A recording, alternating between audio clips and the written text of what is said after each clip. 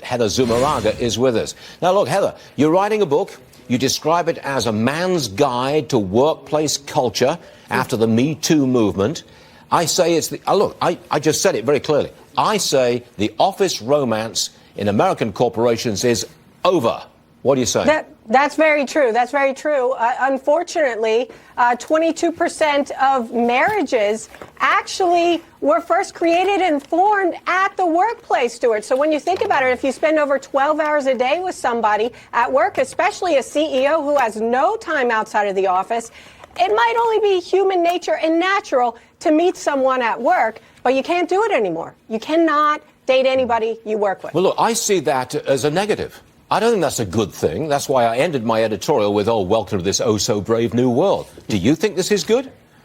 No, but whether you think it's good or not, that is the world we live in today. Like you said, perhaps the pendulum has swung too far in the opposite direction, where now you have consensual relationships that may not be, although McDonald's, Mr. Easterbrook was the case of a supervisor with a subordinate. Sometimes you have employees dating other employees on the same level, and perhaps that should be allowed.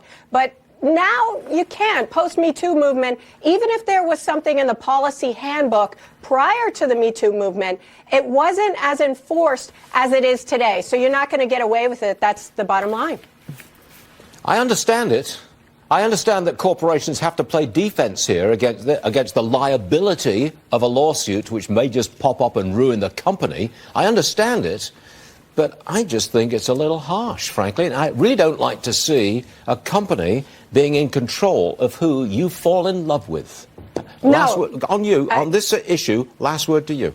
I agree, and 58% of employees have admitted, and this is according to Vault, that they have had an office romance in the workplace. But here's my take on it, that if you don't want it to be a double standard, and women are fighting for equality, if in the case, for example, of Mr. Easterbrook being CEO of McDonald's, if he was fired and it was consensual, not harassment, not rape, then something should happen to the woman as well.